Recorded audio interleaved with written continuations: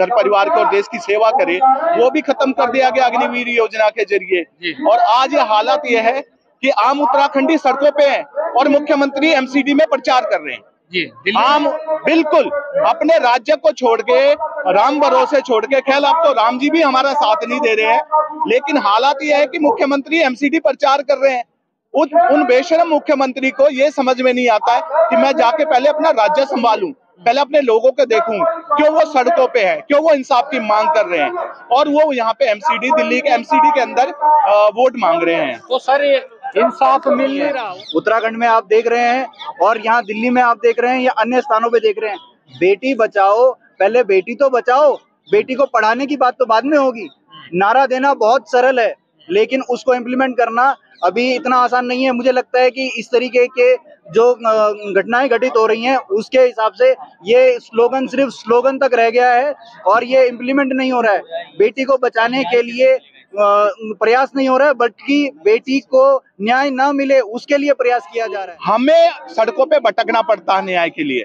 अब देखिए, एक दिल्ली में हत्याकांड हुआ, सरदा हत्याकांड, उसकी गूंज जो है यूएन तक पहुंच गई है। यूएन के महासचिव गुतरेस जो है इस बात की चर्चा करते हैं, लेकिन ये महीनों दो चार महीने पुराना मामला जो राष्ट्रीय स्तर पे इतना बड़ा मामला निकला, उसकी गूंज ऐसे दबा दी गई है, इतनी दबा दी गई है। तो उसमें इनके अपना था ना, चाहने वाले, मैं यही अपने जुड़े होते हैं तो दब जाता है। मैं यही कह रहा हूँ कि आज पहाड़ी जो लोग हैं, जो गढ़वाल के या कुमाऊं के या जो जौनसार क्षेत्र है उत्तराखंड का, वहां के लोग आज इतने ज्यादा खिन्न हो चुके हैं कानून व्यवस्था से कि उनका कानून व्यवस्था पे और सिस्टम पे इतना भरोसा उठ चुका है कि वो।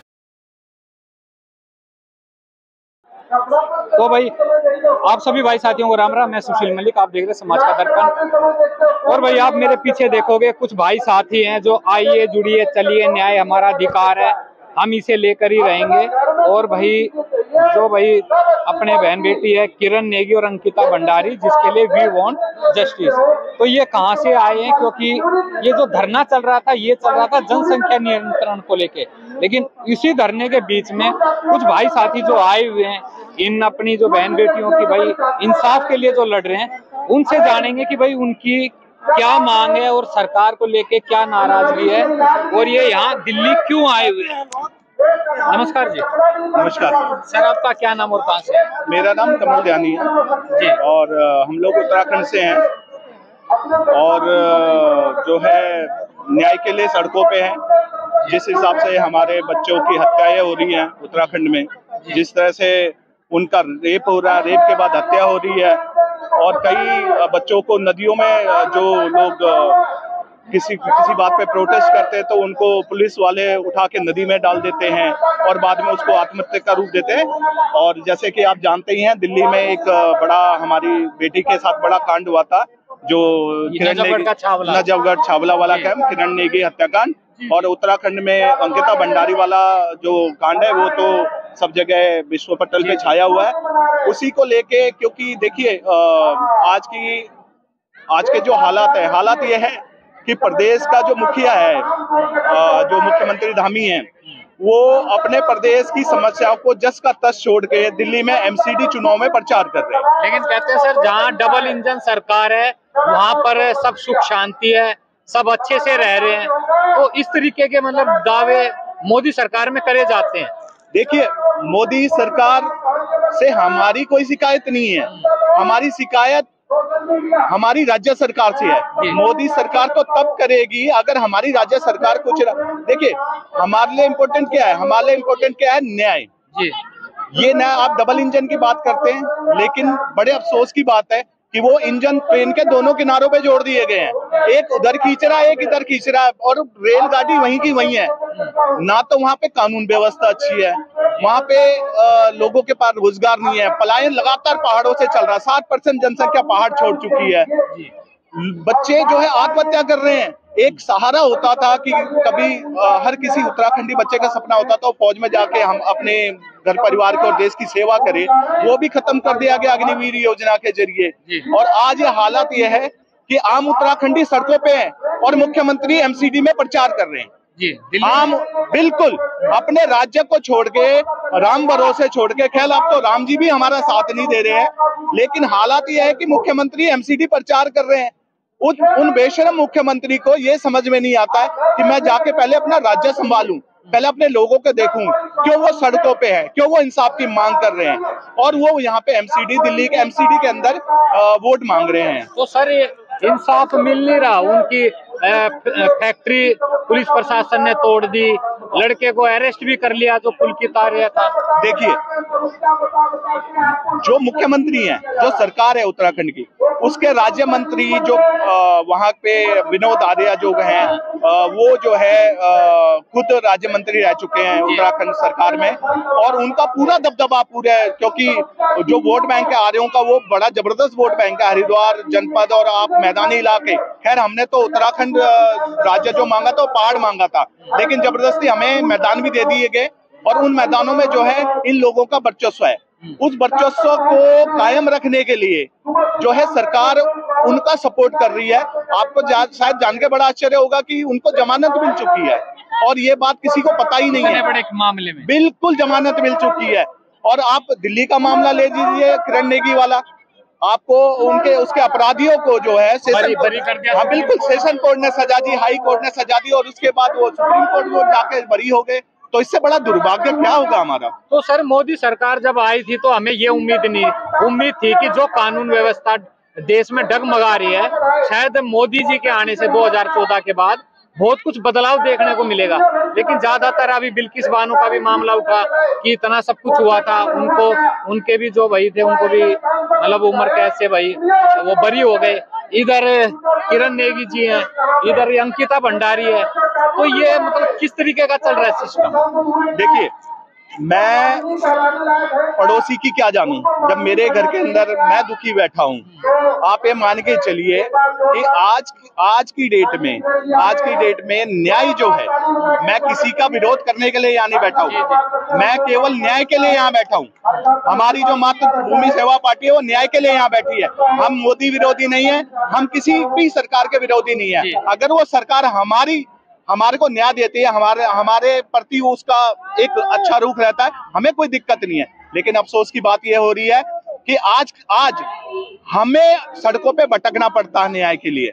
अब देखिए, एक दिल्ली में हत्याकांड हुआ, सरदा हत्याकांड, उसकी गूंज जो है यूएन तक पहुंच गई है। यूएन के महासचिव गुतरेस जो है इस बात की चर्चा करते हैं, लेकिन ये महीनों 2-4 महीने पुराना मामला जो राष्ट्रीय स्तर पे इतना बड़ा मामला निकला, उसकी गूंज ऐसे दबा दी गई है, इतनी दबा दी गई है। तो उसमें इनके अपना था ना, चाहने वाले, मैं यही अपने जुड़े होते हैं तो दब जाता है। मैं यही कह रहा हूँ कि आज पहाड़ी जो लोग हैं, जो गढ़वाल के या कुमाऊं के या जो जौनसार क्षेत्र है उत्तराखंड का, वहां के लोग आज इतने ज्यादा खिन्न हो चुके हैं कानून व्यवस्था से कि उनका कानून व्यवस्था पे और सिस्टम पे इतना भरोसा उठ चुका है कि वो उन्होंने अपने आप को भाग्य के सहारे छोड़ दिया है। लेकिन किसी को तो निकलना पड़ेगा। मातृभूमि सेवा पार्टी निकली है और हम अंत तक इस संघर्ष को लेकर जाएंगे। तो सर ये दूसरा जो बड़े बड़े सरकारें, नेता टीवी चैनलों पे अरबों करोड़ों रुपए फूकती है,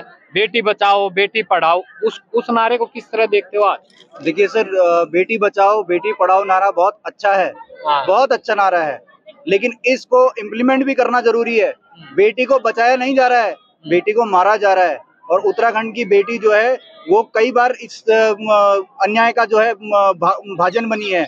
उत्तराखंड में आप देख रहे हैं, और यहाँ दिल्ली में आप देख रहे हैं, या अन्य स्थानों पे देख रहे हैं, बेटी बचाओ, पहले बेटी तो बचाओ, बेटी को पढ़ाने की बात तो बाद में होगी। नारा देना बहुत सरल है, लेकिन उसको इम्प्लीमेंट करना अभी इतना आसान नहीं है। मुझे लगता है कि इस तरीके के जो घटनाएं घटित हो रही हैं, उसके हिसाब से ये स्लोगन सिर्फ स्लोगन तक रह गया है और ये इम्प्लीमेंट नहीं हो रहा है। बेटी को बचाने के लिए प्रयास नहीं हो रहा है, बल्कि बेटी को न्याय न मिले उसके लिए प्रयास किया जा रहा है। सर आजकल ये भी देखा जा रहा है कि जब दो अलग अलग धर्म में जब ये घटना होती है, ऐसी चीज को बड़ी मीडिया से लेके सोशल मीडिया पे जमीनी स्तर पर बहुत दबा के उछाला जाता है, लेकिन जब वही कुछ अपने से जुड़े होती हैं सरकार से या राजनीति पार्टी से, उसको ऐसे गुमनाम कर देते हैं जैसे कुछ हुआ ही नहीं। ऐसी घटनाओं पे क्या है? देखिए सर, ये गुमनाम इसलिए किए जा रहे हैं क्योंकि घटनाक्रम सत्ताधारी लोगों से जुड़े हुए लोगों के द्वारा किया गया है। इस वजह से इनको दबा दिया जाता है। जैसा कि हम सभी जानते हैं कि न्याय सबके लिए एक समान होना चाहिए, लेकिन न्याय आज की डेट में एक गरीब व्यक्ति को, जो उनके माता पिता हैं आज भी रो रहे हैं, अंकिता भंडारी के माता पिता आज भी रो रहे हैं, लेकिन उनको न्याय नहीं मिल रहा है। लेकिन जो अपराधी के बच्चे हैं, जो अपराधी हैं वो बेल पे छूट चुके हैं, जमानत उनको मिल चुकी है। तो ये तो आप समझ सकते हैं कि ये कहने की बात है कि न्याय सबके लिए एक बराबर है, लेकिन जो गरीब है, जो मजबूर है, अगर उनके लोग आवाज भी उठाते हैं, उसके बावजूद भी सत्ता में मौजूद लोग उस आवाज को दबा देते हैं। प्रशासन की, न्याय प्रणाली की चूक होती है, लोग उसको नहीं सुधार कर पाते हैं। कहीं ना कहीं ये कमी है प्रशासन की भी और न्याय प्रणाली की भी कि इस तरीके के न्याय नहीं मिल रहे हैं।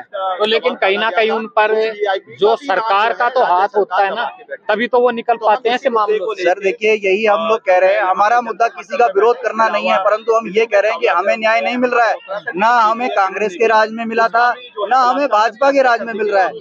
जब हमें न्याय मिलना नहीं है तो हम ऐसी सरकारों का क्या करेंगे? तो इसका हल क्या निकलेगा? ये तो घटनाएं आए दिन हो रही हैं और जगह जगह प्रोटेस्ट चल रहे हैं, मोमबत्तियां लेके चल रहे हैं, लेकिन इसका समाधान किस तरह जनता निकालेगी? इसका समाधान जनता को केवल और केवल क्षेत्रीय पार्टी के द्वारा ही मिल सकता है, क्योंकि जो केंद्र शासित पार्टियां हैं वो केवल केंद्र के बारे में सोचती हैं, उत्तराखंड या राज्य के बारे में नहीं सोचती हैं। जो क्षेत्रीय पार्टियां हैं वो क्षेत्र में विकास करेंगी, क्षेत्र के लोगों द्वारा बनाई जानी होनी चाहिए। अपनी संस्कृति को और अपनी सभ्यता को बचाने के लिए केवल क्षेत्रीय पार्टियां ही कुछ कर सकती हैं, बाकी केंद्रीय पार्टियां आज की डेट में कुछ नहीं कर रही हैं। जो है उसकी पोस्टमार्टम रिपोर्ट सार्वजनिक। तो भाई ये सारी बातें एक बार इन भाई से और जान। नमस्कार सर। नमस्कार जी। कहाँ से आया? सर हम गढ़वाल से हैं, रुद्रप्रयाग से हैं।